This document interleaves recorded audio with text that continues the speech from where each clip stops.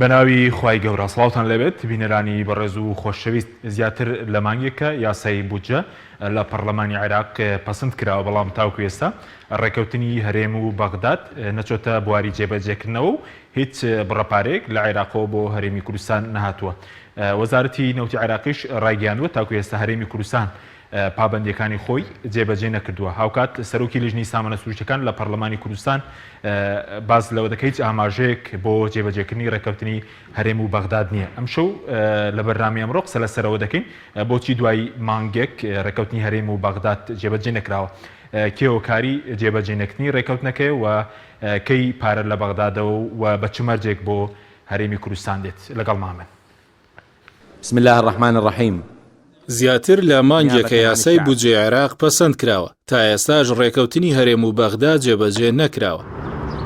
سەرۆکی لیژنەی سامانە سروشتیەکانی پەرلەمانی کوردستان ڕای دەگەیەنێت هیچ ئاماژەیەک بۆ جێبەجێکردنی ڕێکەوتنی هەرێم و بەغداد نییە و بەپێی چەند بڕیارێکی ئەنجومەنی وەزیران کە لە 22/2020 تا دەرکراوە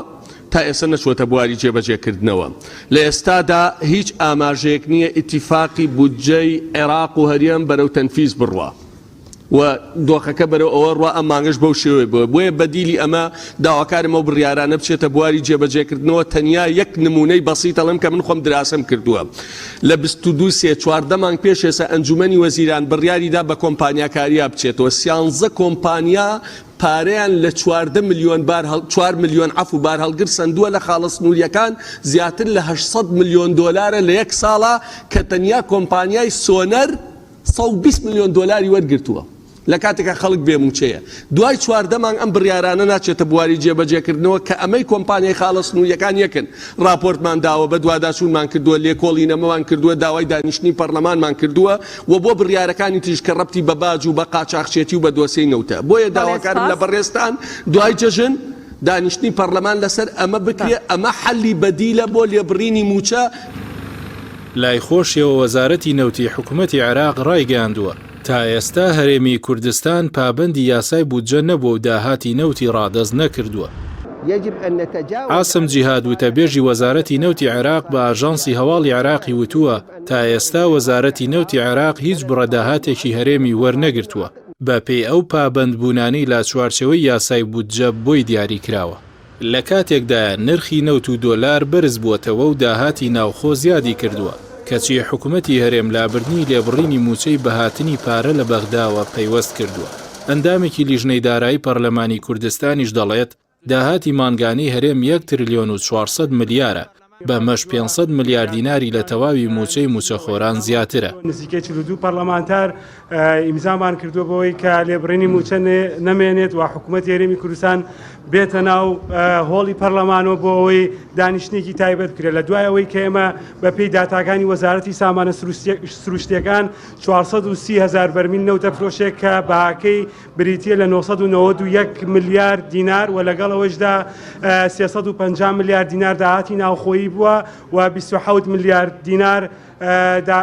هاوپەیمانان بووە و جگەلەوەی کە نزیکەی 44 میلیار دینار لە داهاتی ئەو نەوتەی کە بۆ کۆمپانیا ناوخۆیەکانە فرۆشێک کۆی گشتی ئەمە کات 1 تریلیۆن و 412 میلیار دینار و ئەمە بە زیادەوە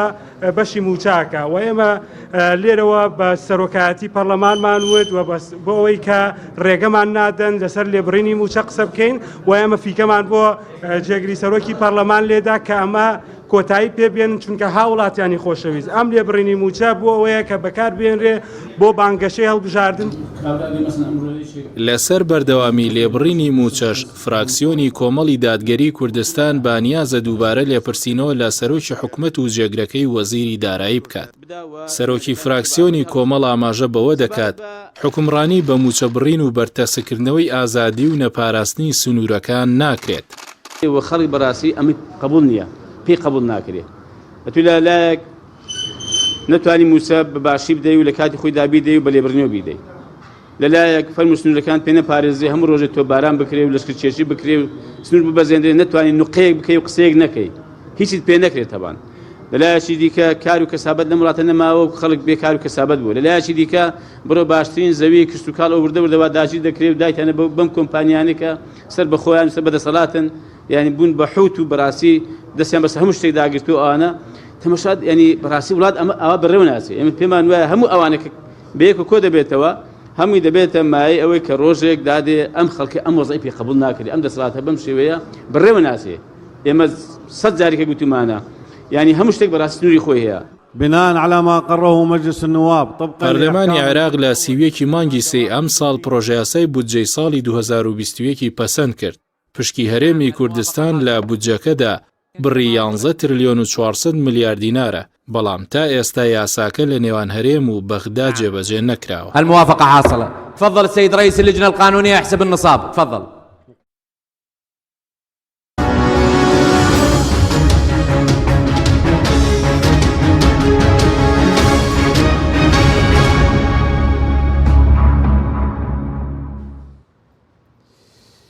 جارێکتر سڵاوتان لەبێت بینێرانی بەڕێز بۆ قسەکردن لە سەرم پرسە میوانداری بەڕێز دکتۆر ڕێبوار کەریم ئەندامی پەرلەمانی عێراقمان کردووە کاکتۆر بەخێر بێت. زۆر سپاس گەر سەرتا لەوە دەست پێ بکەین زیاتر لە مانگی 5 ڕۆژە یاسای بودجە پەسەند کراوە بۆچی تاکوێستا نەچۆتە بواری جێبەجێکردنەوە و وەرەکەوتنی هەرێم بەغدا جێبەجێ نەکراوە. بەڵێ زۆر سپاس لەوە جەنابتوو بۆ بینەرانی عەزیزیش لە ڕاستیە بە کورتی با بزانین ئەم یاسای بودجێ چی لە هەرێمیشتووە و هەرێم نەیکردووە. لە ڕاستی ئەم یاسایە داوای شەفافیت لە هەرێمەکە هەندێک داتای ئەوێ معلوماتی ئەوێ سەبارەت بە نەوتی هەرێم سەبارەت بە داهاتە ناوخۆیەکانی هەرێم سەبارەت بە داهاتە نانەوتیەکانی هەرێم ئەبێ ئەم داتایانە داخل بکرێ لە سیستەمی واریداتی عێراقیە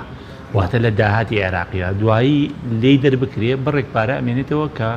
بە تەخمینی ئێمە لە نێوان 200 بۆ 250 ملیارە کە ئەمە زیاترە لەوەی کە پێویست بێ بۆ هەڵۆشانەوەی لێبڕینی ئەو لێبڕین و تاڵانکردنی کە بەسەر موچیانە هێناوە بە مانایەکی تر ئەم یاسایە داوای تەسلیمکردنی نەوتی نەکردووە. من بیرمە ئەلم بەرنامەی جەنابەتەوە لەم شوێنەوە باسیەوەمان کرد کە هێشتا ڕێککەوتنەکە بە تەواوی نەکرا بوو کە ئەو جۆرە لە ڕێککەوتن زیاتر شەرعیەتدان بوو بەم شێوە مامەڵەی کە ئێستا بەنەوتەوە ئەکرێ. خەڵکانێک ڕێکەیان لێگرتین لەوەی کە نەخێر ئەمە ڕێککەوتنێکە ئەتوانێشتی زۆر گەوری پێ بکرێت لە کاتێکە تەنها هەرێمی کوردستان لەبەروی مەترسی هەبوو دیسان باسی مەترسیەکانیشمان چەند جارێک کردووە. هەرێمی کوردستان بەو شێوە لە دەنگدان بەو قانونی بودجەیە ئەو جۆرە مەترسی لەسەر نەما لە ڕووی نەوتی و داهاتی نانەوتی واتە لەسەر مەلەفی نەوت و لە بەسەر مەلەفەکانی تریش لەوانە گۆمرک و هەندێک بابەتی تر. ئەم یاسایە ئێستا تەنها داوای لە هەرێم بریتە لە ناردنی ئامار و داتاکانی لەبارەی داهاتی نەوتی شێوەی فرۆشتنی نەوتی و یەکێک لەو خاڵانەی کە ئێمە لە میدیایە یعنی خەڵک زۆر کەم ئاماژەی پێکا بریتە لەوەی کە ئەو نەوتی بۆ کۆڕوە چونکە ئەمە من زیاد لە دەیان بەرپرسی عێراقی بیستووە کە ئەمە هەدەفێکی گەوریانە یانێ بزان ئەم نەوتە بۆ کۆڕۆ بەکی ئەفرۆشێ بە مانایەکی تر. ئەنجا لەگەڵ یا داهاتی نانەوتی پێش چەند ڕۆژێک حکوومەتی عێراقی لەگەڵی دیوانی چاودێری دارایی عێراقیەوە ئەمە لەفەی وروژادەوە جارێکی تر بەزەبەت بە تەحدید پێش 6 ڕۆژ کە ئەبێ ئەم بابەتە چارەسەر بکرێ واتە پێشەمەی ڕابردوو ئەبێ ئەم بابەتە چارەسەر بکرێ وە زوو ئەم داتایانی هەرێم بێت چونکە ناکرێت قانونی بودجەی سەر لە بواری جێبەجێکردنایە مادەم ئەچێتە جێبەجێکردنەوە پێویستە کا باشەکەی هەرێمی کوردستانیش کە ئێمە بمانەوێت داوای بکەین کە ئێمە دوای جێژن لە ڕاستی لە پەرلەمانم بابەتە بە واضحیە وروژێنین ئەگەر بمانەوێت ئەو حقیقەتە ئەو یاسایە جێبەجێ بکرێوەکو خۆی ئەبێ هەرێم داتاکانی تەسلیمی بەغدا بکە ئەمە ئەوە نییە کە هەرێم خۆی وتێتی زۆر باشە و من ڕازیم و هەڵیان بۆ نەکرد و دەستخۆشیان نەکرد و کێکیان بۆ نەبڕیوە زەحمەت نەبێ بڕۆ داتاکان تەسلیمی بەغدا بکە تاوەکو دوێنێ فەرمانگەیەکی بەسیط یعنی نەوە نە حکوومەتە نەوەزارەتێکە فەرمانگەیەکی بەسیطە لە ناو حکوومەتی هەرێمی کوردستانە وەڵامێکی داوەتەوە ڕوونکردنەوەیکی داوە کاڵێ ئێمە ئامادەین دارەکان لەگەڵ دیوانی چاودێری دارایی عێراقیە ئاڵ و گۆڕ پێ بکەین ئامادەین چییە تۆ کاتی ئەوە نییە تۆ خەڵکەکەت لە بەردەم برینی موچایە تۆ موچە بەربەردەوام لە خەڵکە بڕی لە کاتێکە تۆ توانی پارەیەکت لە بەغداوە بۆ بێ سەر ڕای تێبینی من لەسەر ئەو یاسایە کە پێم وایە ئەو یاسایە ئەو شتە هەڵا گەورەیە نەبوو کە من حەزم ئەکرد ببێ من وەکو خۆم وەکو ڕێم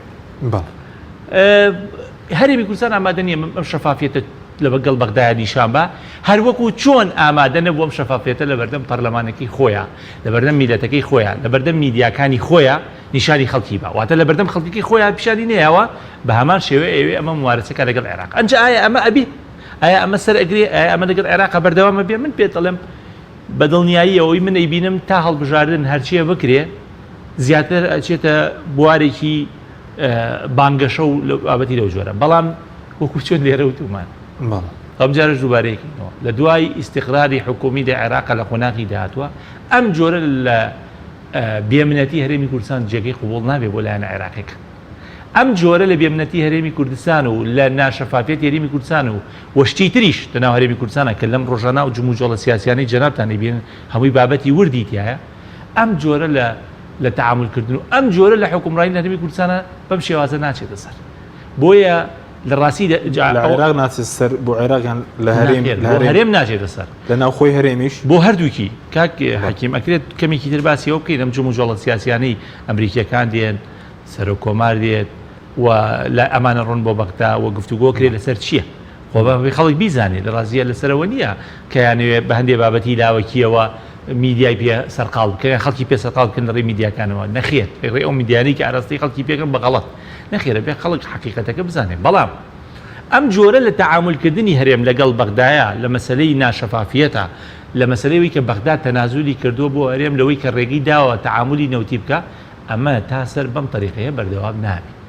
و ڕەنگە ئێستا جۆرێک لە بێدەنگی لێ بکرێ ئەم چەند مانگ کەمە ماوە ئەم چەند مانگەکەمی کە ماوە بۆ هەڵبژاردن بەڵام دوایەوە عێراق باش ئێستا کێشەکە لەکوێ دەبێ وەفدی هەرێم بڕوە وەزارەتی سامانە سروشتەکانی هەرێم بڕواتە بەغدا دیوانی چاودێری وەفدی سیاسی دەبێت کێ بڕوا بۆ بەغدا کە مانگێکە جێبەجێ کراوە یاخود عێراق خۆی ئامادەنێ پێشوازیانێک خەتاکە لە هەرێمە لە عێراق کە ئەو وەفدانە ناچن ئەم تەنسیقە بکەنەوەی کە داهاتینەوت یەکلا بکرێتەوە داهاتی خەڵە سنووریەکان یەکلا بکرێتەوە ئێستا کاک حەکیم کە ئیتر وەفدی سیاسی ضرور نییە وەفدی تەکنیکی ضرورە و ئێمە زۆر جار کە وەفدەکەشمانە بینی لە بەغدا کاک حەکیم ئەمە ئەمانوت تەکنیکیەکە تەواو بکەن ئەنجا سیاسیەکەی بکەن ئەم برادرانە بەعکسەوە سەیری ئیشەکەیانە کرد سیاسەکەیان تەواو کردو ئێستا تەکنیکیەکە تەواو نابێ یان ناچنە پێشەوە بە گەرم و وڕی بۆی مەسەلەن هەندێک ئیشی هەیە پەیوەندی بە وەزارەتی داراییەوە هەیە لەوانە لیستی موچەخۆران کە ئەبێت تا 36 2021 ینی یەک مانگ کەمتری ماوە ینی دوو مانگ کەمتری ماوە عەفوەن ئەم دوو مانگە ینی 55 ڕۆژی ماوە تۆ ئەبێ ئەم لیستە بدەیتە حکوومەتی عێراقی حتمما تۆ حکومە خۆت بخۆ حکومەت دەڵی بە حکومەت دەزانی و پێ دوایە ملیۆنێک و 250,000 موچەخۆرە دەیە بێ و لیستە بنێریتە بەغدا هەتا 36 ئەمانە تا ئەم دقەیە جوڵێکی حەقیقییان بۆ نەکردوە چیان کردووە چکە لیست بە پێی قانونی بودجە داوای ناویش ئەکا لیستی ناوی فەرمانبەر ناوی موچەخۆر هەمووی بەڕیز ئەمانە چیان کردووە یەک وەرەقەیان کردووە لێرە نووسیویانە وەزارەتی فڵان ژمارەی موچەخۆر ئەوەندە بڕی پارش ئەمە بە بەغدا ناخوە ئەبێتەوە تا 36 لیستەکە بێنی و ئێمە جارێکی تێدن لەسەر ئەمە قەزەی گەورەمانە بێنە ناو پەرلەمانی عێراق چونکە جێبەجێکردنی یاسایەکە کە ئێمە دەرمان کرد ئەمە دوو مەسەلەن هەندێکی پەیوەندی بە وەزارەتی سامانە سروشتیەکانەوە هەیە لەوەی کە ئەم داتایانەی نەوت چۆنە فرۆشێ چۆن مامەڵی پێوەکرێ وە گرێبەستەکانی چۆنن چونکە لە بڕگەیەکی موازنەی 2020 مەسلەی پێداچوونەوەی گرێبەستەکان لە هەموو عێراقا بمافی زاریکە هەرێم کراوەتە مەرج ئەو گرێبەستانەی کە پەرلەمانی کوردستان نازانێ عێراق یعنی نایبەنە بەردەم پەرلەمانی کوردستان نازانن چۆنە وەک چەند کەسێکی کەم نەبێت لە وڵاتە کەس نازانێت چۆن کرا ئەم گرێبەستانە ئەم گرێبەستانە بەپێی قانونی بودجە ئەبێ هەمووی لە عێراقەوە مڕاجعە بکرێتەوە بۆیە ئەمە بێ وەزارەتی سامانە سروشتیەکان لەگەڵ وەزارەتی نەوتی عێراقی بکە سێ هەندێک داتا هەندێک بابەت پەیوەندی بە هەردوو لە هەندێک بەرگەشمانە ئەومان سابت کردووە پەیوەندی بە هەردوو دیوانی چاودێری دارایی عێراق و هەرێمەوە کە ئەبێ ئەم دوو دیوانە لەسەر چاودێریکردنی مەلەفەکانی نەوت و موچە و داهاتەکانی نەوتی و نانەوتی بە هەموو شێوەیە وردەکاریان لەبەردەسا بێ چ ئەوەی عێراق چ ئەوەی هەرێمی کوردستان بۆ نمونە هاتنیان بۆ گومرگەکان بۆ نمونە هاتنیان بۆ فڕۆکەخانەکان و چاودێریکردنی گرێبەستە نەوتیەکان و مەسەلەی داهاتە نەوتیەکان هەموو ئەمانە بابەتن هەرێمی کوردستان بۆ هەر یەکێک لەم سێخاڵی کە بە جەنابتەموت هەتا ئەم دقەیە هیچ هەنگاوێکی عەمەلی نەناوە ئەمە بۆ نەیکردووە بۆ نەیکردووە لەبەر ئەوەی هەرێمی کوردستان تەنها ئەوەی ئەویست کە عێراق مەشاکیلی بۆ دروست نەکات لەسەر مامەڵەی نەوتی و نانەوتی چونکە خەریک بوو لە لووتکەیە بوو مەسەلەی مەشاکل دروستکردن بەس هەرێم تەنها با کۆمەڵێک تەنازولاتی سیاسی بۆ قۆناغی داهاتوی حکوومەتی عێراقی کە ناشزانێ ئەو قۆناغا بەو شێوەیە بێ کە هەرێمەیەوەیان نا کۆمەڵێک تەنازولات کە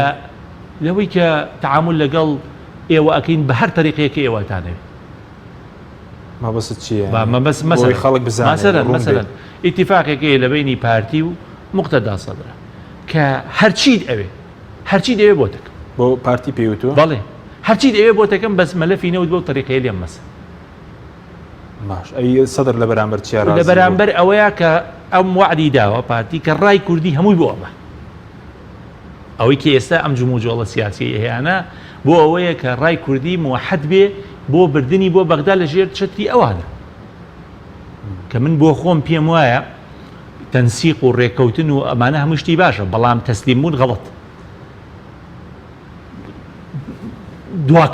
بە دواکەوتن هەڵێ و ئەمە نابێ هێزی سیاسی ڕەسین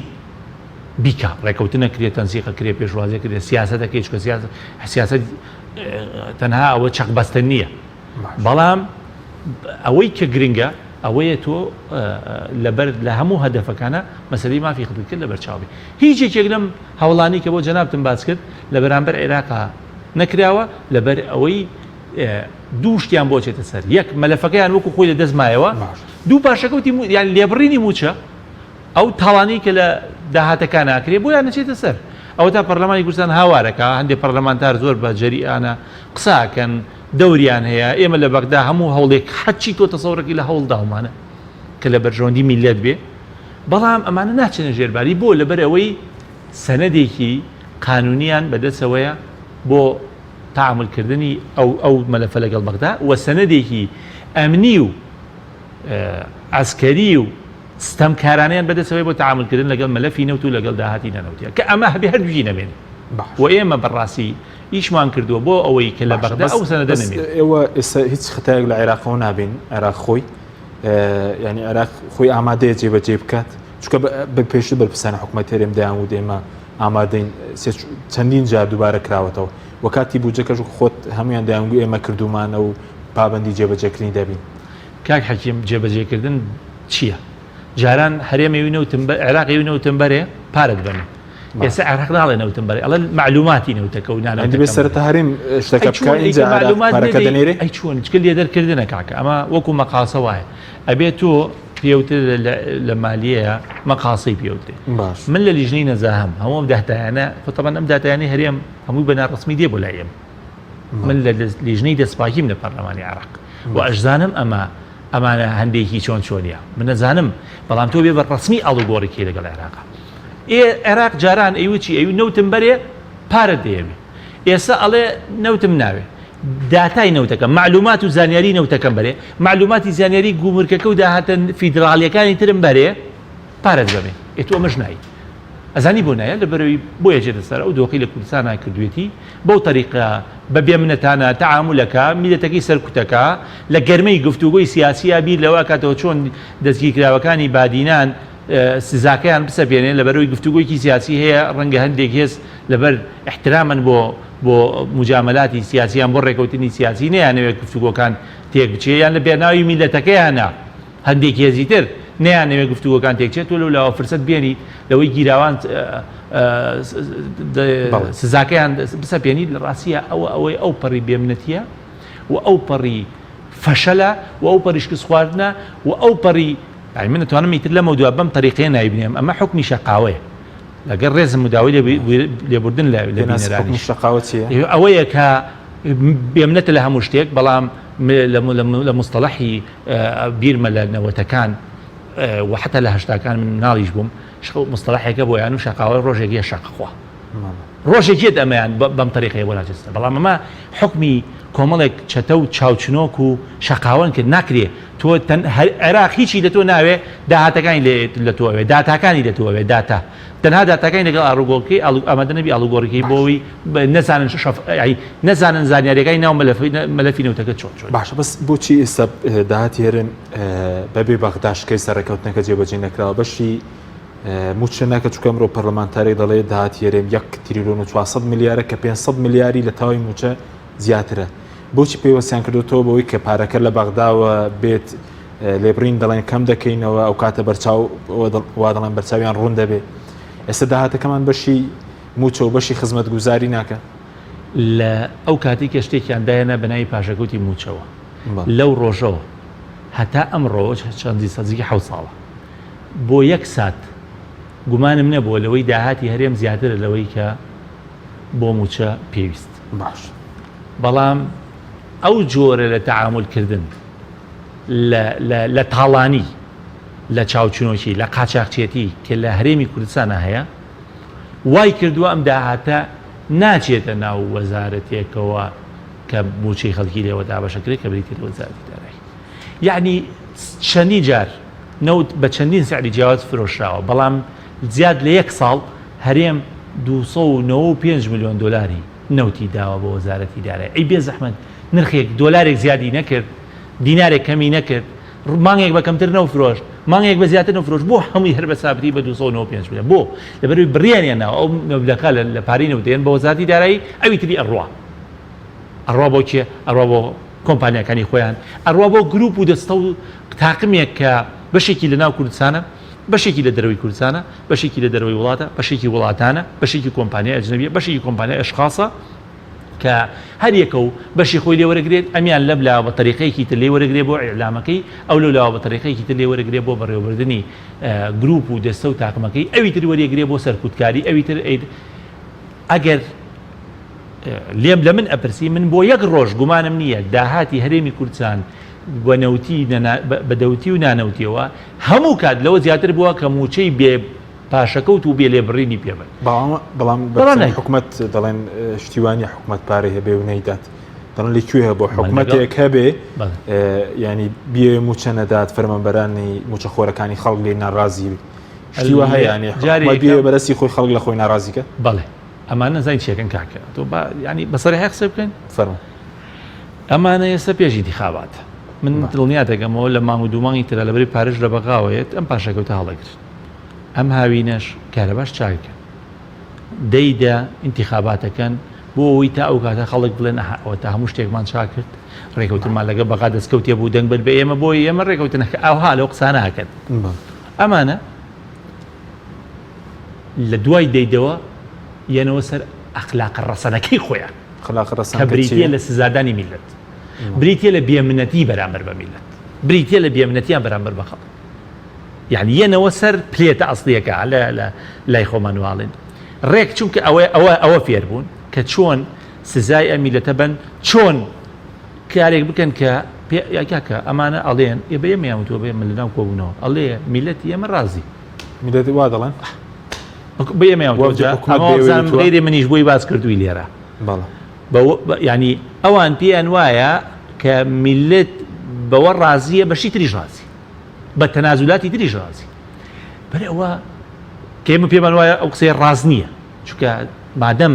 زۆرینەیەکی بێدەنگ هەیە ئەغلبیە سامیتە لە هەموو مجتەمەعێکە ئەو ئەغلبیە بێ قسەی خۆی هەبێت لە لەحزەیەک لە لەحزەکانە کە قوبوڵی نەکات لەم جۆرە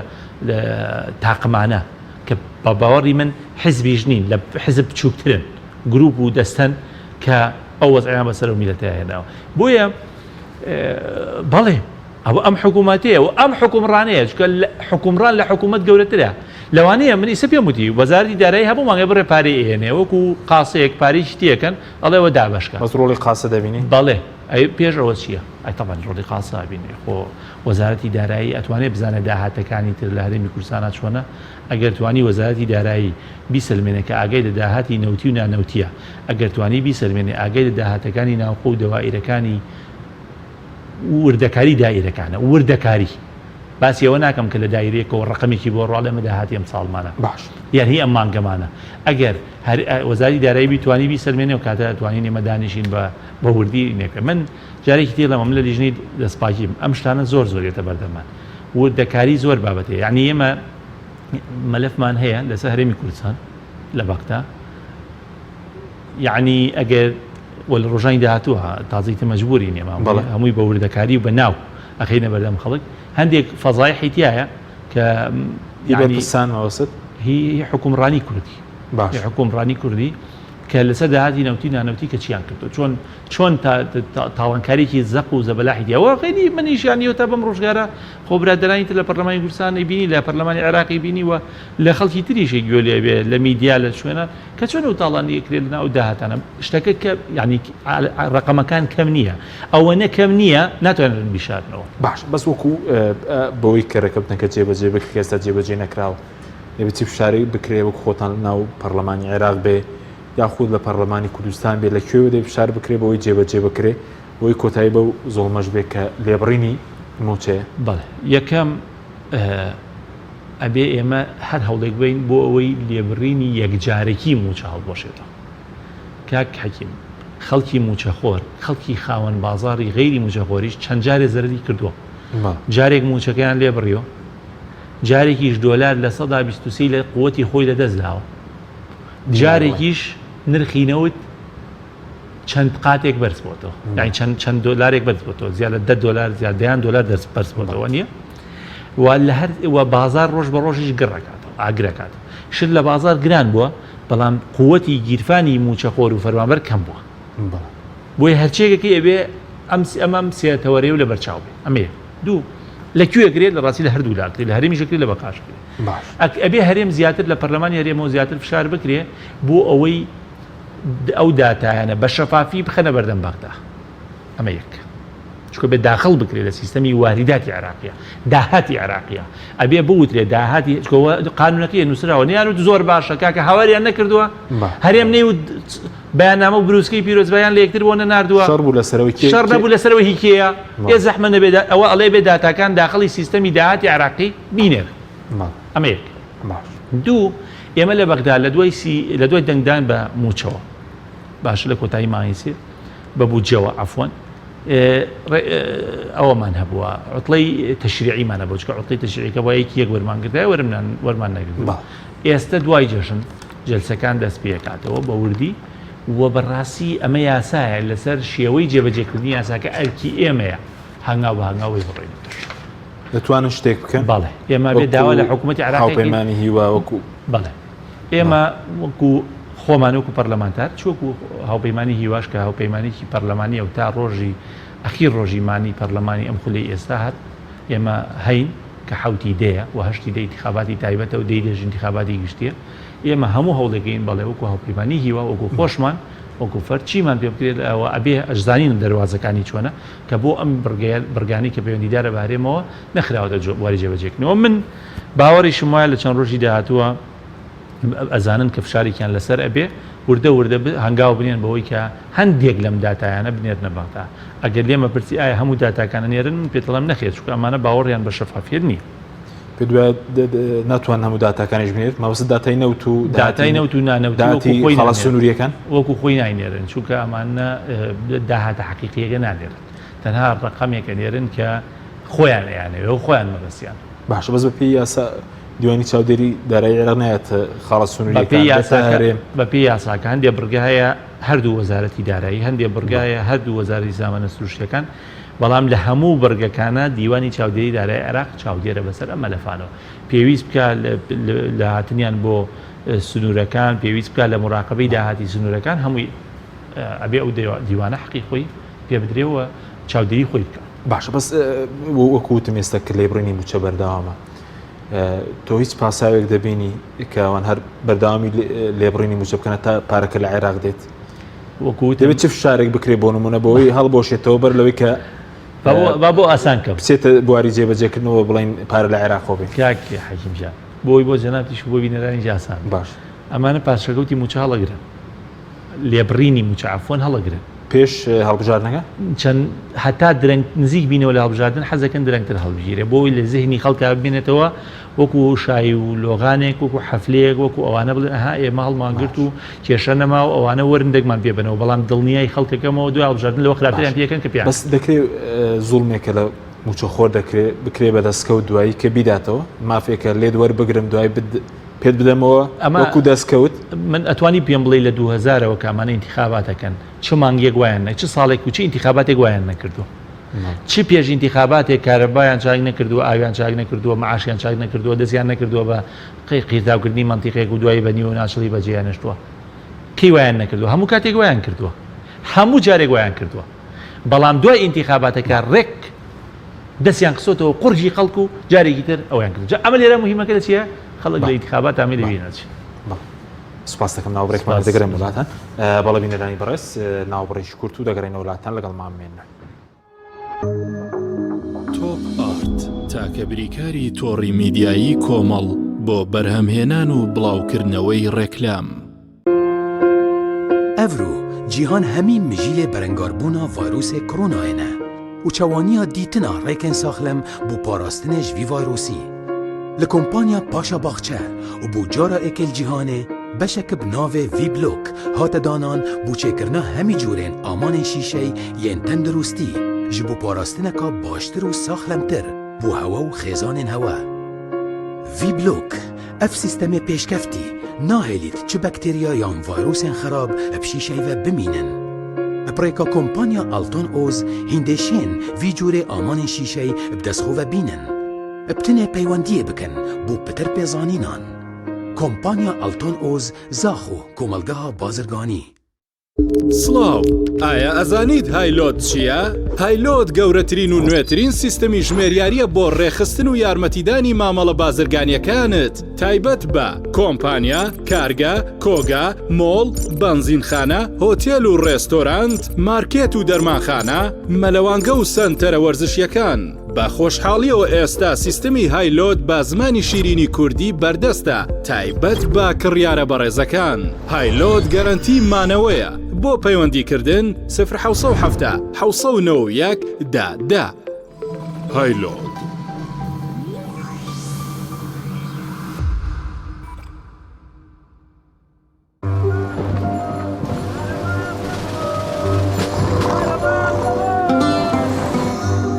كورينو حس يعني نستيبر بارنا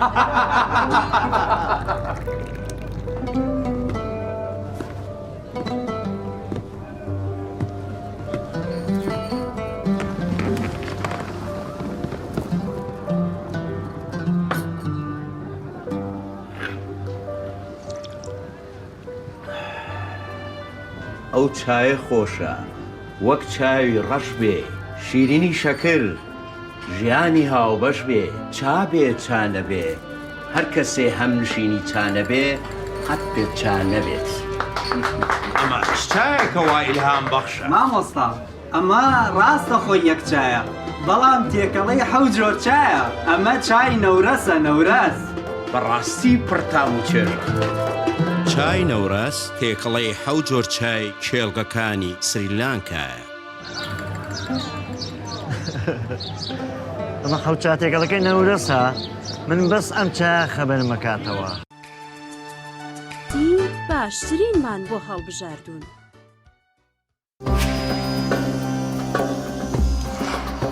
هەیە حەزەکات چایەکەی بۆندار بێ،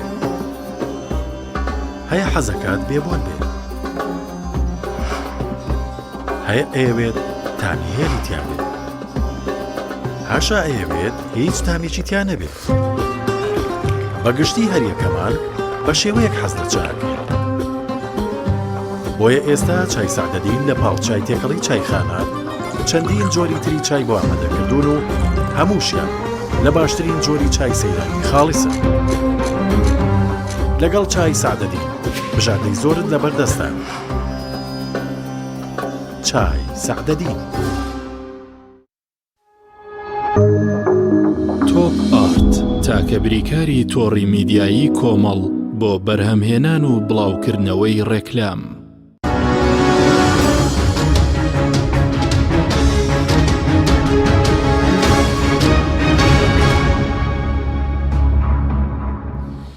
جارێکتر سڵاوتان لەبێت بینێرانی بەڕێز کاک دکتۆر بینی سەر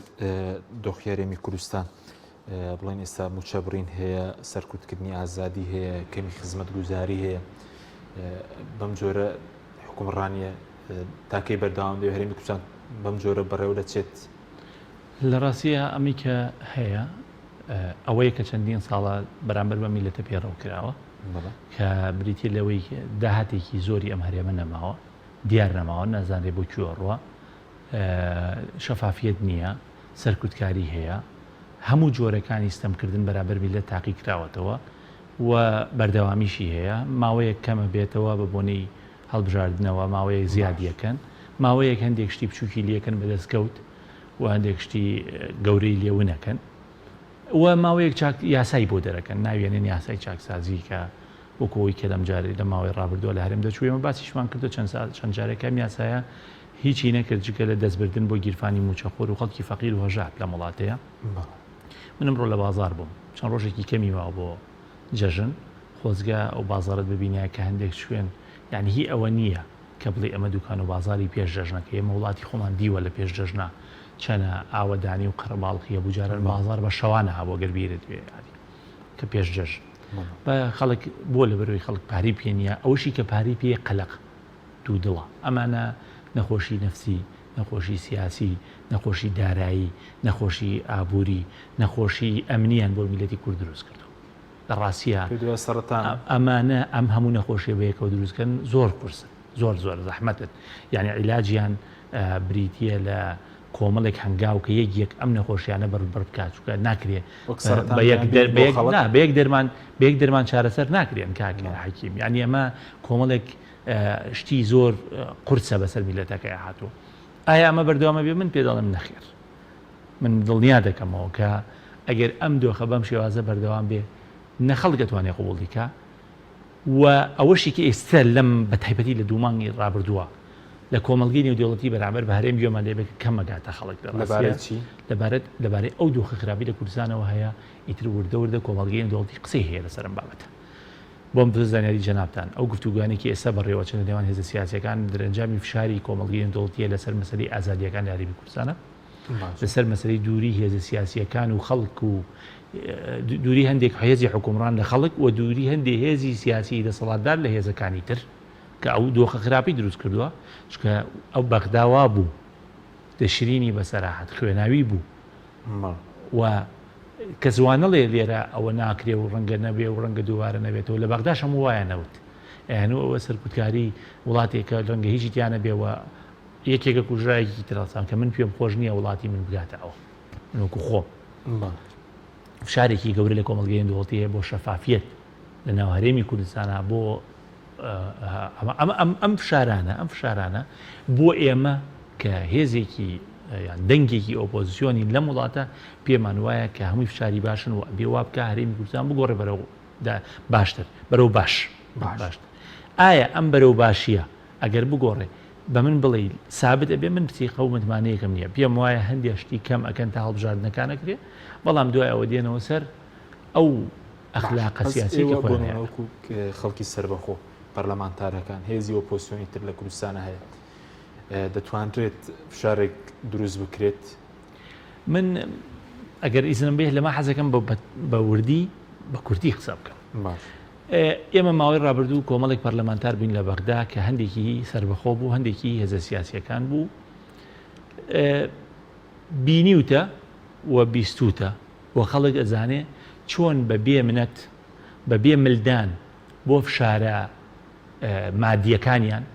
باشە بەبێ ئەوەی ڕازی بین بەوەی کە ئەوان وەرەقەی سپیان بۆ ئێمە ئیمزا کرد مل بین بۆ داواکاریەکانی ئەوان و ئەوان چیمان بوێ بۆ خۆمان و ماڵ و مناڵ و ژیانی نەوەی نەوەکانمان زامنکەین بەبێ ملدان بۆ ئەوانە بینیتان ئێمە چۆن دیفاعمە لە مافی خەڵکی کردو بینیتانە هەندێک میدیا بۆ نمونە ئەم میدیایی ئێوە ئەم کەناڵی پەیامە کە کەناڵێکی ڕەسەنی ئەتوانم بڵم تقریبەن ئێستا تاکە کەناڵە کە ئێمەی خەڵکی ئۆپۆزیسیۆنێکی بێمنەت چوەکو حیزبەکان چوەکو سربەخۆکان کە چاومان لە دەستکەوتی بازرگانی نییە لە بەغدا ناچین دوایی لەگەڵ هێزە سیاسەکانە دابنیشین وەکو هەندێک هێزی تر کە ئێستا دیعای ئۆپۆزیسیۆنیە کاو لە بەغدا لە بەردەم کاندیدێکی سەرۆکوەزیرانی ساڵی 2010 ئاوای کردبوو وتبووی چیمان دەسەکەوێت لە بەرامبەر پەرلەمانتارەکانمانە چیمان دەسەکەوێت لە مستەڵاحی عێراقی کوردیە واضحە کە چییە ئەمانە هەمووی کرابوو نەژێر فشارەوە کە ئەم کەناڵی ئێوە و ئەم پەرلەمانتارانەی کە دەنگی حەقیقی ڕاستەقینی ئۆپۆزیسیۆن بوون لە کوردستانە و کردومان هەر لە بیرێ بێ ئەو فشارەی لەسەر کۆمەڵی ئیسلامی هەبوو و هەیە بەهۆی ئەم کەناڵەوە کە جێی دەنگی خەڵکی ڕاستەقینەی دڵسۆزی میلەتی دیایە باشە لەسەر کۆمەڵی ئیسلامی من حەزەکەم ئەوە بڵێم لە بیرتانە چۆن فشاریانە کردە سەر مامۆستا عەلی باپیر و چۆن لە میدیاکانی خۆیانەوە هێرشی گەورەیانە کردە سەر بەڵام ئێستا مەجبور بوونەتەوە چن بۆ لای ئاگال لێ چۆن سەردانیەکەن چۆن لە تەواصلان چۆن ئەڵێن بەبێ تۆ ناتوانین ئەم وڵاتە بگەینە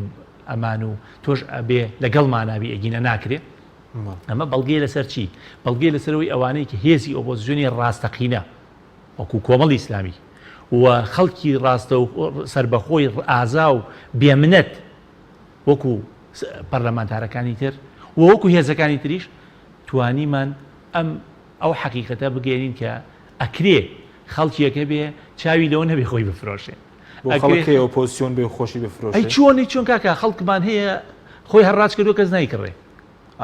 هەر هەڕاج زانی هەڕاج خۆی هەڕاج کردو کەس نایکرێ خەڵکیش هەیە بە عیزەتی نەفسەوە دانیشتووە لە حیزبی سیاسیە لە خەڵکی سربەخۆیە قبوڵی ناکە هیچ تەنازولی لێ بکات لە بەرامبەر هیچ جۆرێک لە داوا و لە دەستکەوتی مادیە ئەمە چۆن لە یەک جیاواز نییە چۆن لە یەک جیاواز نییە خەڵکێک هاتبێ ئیدعای هێزێکی ئۆپۆزیسیۆن بکات ئیدعایەوە بکات کە ئەو ئۆپۆزیسیۆنی تەنها هێزی ئۆپۆزیسیۆنی ڕاستەقینەی لە کوردستانە بەڵام هەر لە ئێستەوە ئێمە ئەزانین و خەڵکیش ئەزانێت کە خەریکی چ جۆرە بازرگانیەکە و تەختیتی بۆ چ جۆرە بازرگانێکی تر لە مەرحەلەی داهاتووە داڕشتووە ئەوە بێت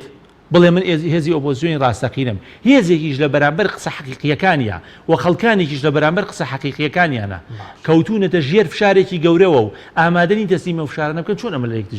بەڵام ئێستا هێزی کە بەڕێز دەڵێ بۆ کۆمەڵی دادگەریە پەرلەمانتارە سەربەخۆ جەناب و دکتۆر غالب و کاک سەرکەوتو ئەوانە هەموو ڕۆژ لە پەیجەکان سپۆنسەریتان لە قسەکانتان دەهێشتان دەکات سەر ئەمە لە پێناوی چی خزمەت بە خەڵک دەکات بە دۆخە ناڕازیەکە دەکات ئەزانی ئەوەی کە مەسەرەن ئێمە بەیەکەوە کردومانە جارێ بەڵگەیە لەسەرەوەی کە ئەکرێ هەمومان بەیەکەوەیش بکەین تەماشاکە ئێمە هەندێک حزبینین هەندێکمان هەندێکیشمان حزبیانێ وە نیە بەڵام گەیشتینە ئەو بڕوایەی کە هیچ جۆرە لە مەسەلەی خزمەتکردن لە میلەتە هیچ جۆرە حاجزێک لە بینمانە نیە یعنی ئێمە هیچ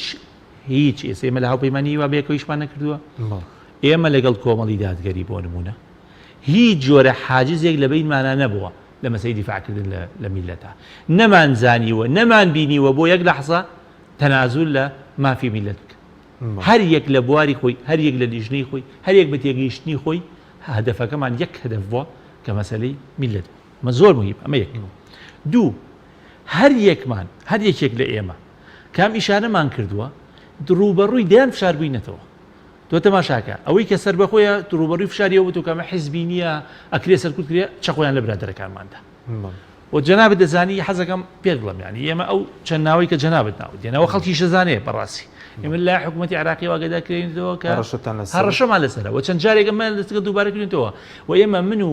کاک ئەحمەد و کاک غالب چەند جارێک وەزیری ناوخۆمان دیوە و دەرکەبەرزەی عێراقیمان دیوە لەسەر ئەم بابەتە وتیانە بەنیازم بەڵێ لەسەر ئەم هەوڵانە یان دیومانن لەگەڵ دانیشتوان ڕێکشوێنەکان تاوتیەوەمان کردو خۆیمە نایڵێن بۆ خەڵک باسی ناکەین لە گەرما و گەرما و بیکەین بە هەواڵی بەپەلە لەبەروی خەڵک وان نەزانێت کە ئێمە بۆ ئەومانە خۆمانی پێ بکەین بە پاڵەوە وەڵڵاهی من و برادەرەکانی شەماوانەی کە جەنابەت ناوت هێنان لێیان دڵ نییە باشە بۆ ئێمە لێبڕینی موچە هەڵبۆشێتەوە لە نێوان ئەوەی خۆمان ببین بە پاڵەوان بەڵام لێبڕینێک هەڵبۆشێتەوە کە داوی بێمە لێبڕینەکەمان پێ باشە خۆمان بۆ بینمە پاڵەوانیمان بۆ چییە پاڵەوان چییە ئەگەر خەڵکەکە و برسی بێ 1000 پاڵەوان و 1000 حکومڕانی و 1000 پۆست و 1000 وەزیری و 1000 پەرلەمانتاری و 1000 سەر حکومەتی بەنەفرەت بێ ئەگەر خەڵکەکە و تێر بێ هەموو ئەوانی تر وەسیلەیە هیچ نییە پەرلەمانتاری وەڵڵاهی هیچ نییە وەڵڵاهی حیزب هیچ نییە جگە لە وەسیلەیە بۆ خزمەتکردنی خەڵک ئێمە ئەوەم دیوە لە کۆمەڵی دادگەری بۆیە لەگەڵی ئەوەم دیوە لە ئێوە کە لەم کەناڵەوە مەسەلەن هاتوون ئەوەم دیوە لە هێزی تر ئەوەم دیوە لە پەرلەمانتاری ئازا بۆیە بەیەکەوە ئیشەکەی لەبەرەوە هەدەفەکە میلەت بێ ئیتر تۆ گرفتت چییە؟ هەدەفەکە خەڵک بێتە تۆ گرفتت چییە؟ ئەو گرفتانە بۆیەنی تەکایەوە لەبەرەوە بەڕاستی کاک حەکیم ئەبێ مەلا ڕوون بێلای خەڵک سەردەمی ئەوەیە خەڵکانێکی سربەخۆ و غەیری سربەخۆ بە تایبەتیش لەوەنی کە ئیسەی ڕوون بووەوە کاکە ڕوون بۆ هێزێ ئازای من لایە کاک من لایە بۆ دەستکەوت خەڵکی ئازای من لایە بۆ دەستکەوت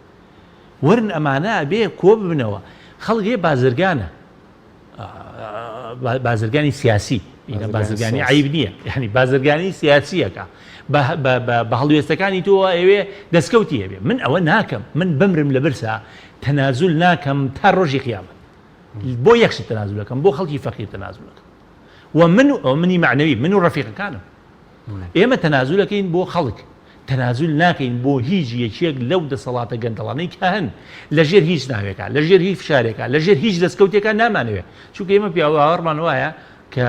هەم خی گەورە و نەمانەتێ پێی بژین و ئەوشمان توانایە هەیە نەمان لەبارە هەیە بزەر دەمانێت خوێ دووبانە هیچ نەبێت معاشێکمانە دەسەکەی مناڵەکانمانی بە سەربەرزی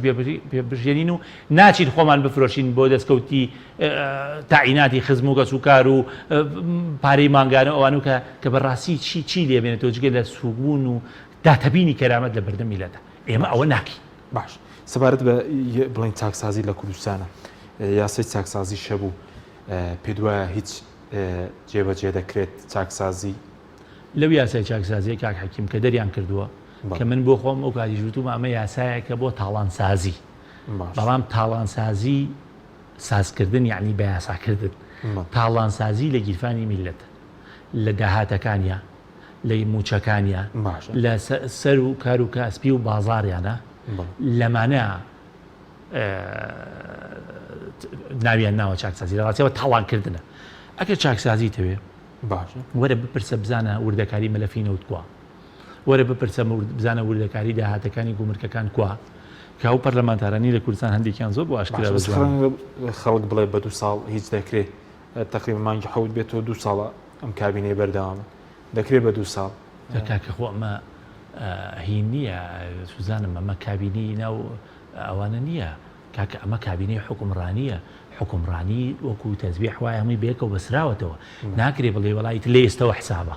ئەی بۆ لە دوێنێ حساب دەبێ تۆ خۆ مەلەفینە و لە 2013 ئەمان هەر بەڕەسی ماڵی پێوەکەن بۆ لە 2007ەوە مامەڵی پێوەکەن لە 2013 کردوێنە بەڕستی بۆ لە 2007 حساب نەبێ زەحمەت نەبێ بۆ لە ئێستەوە حسابی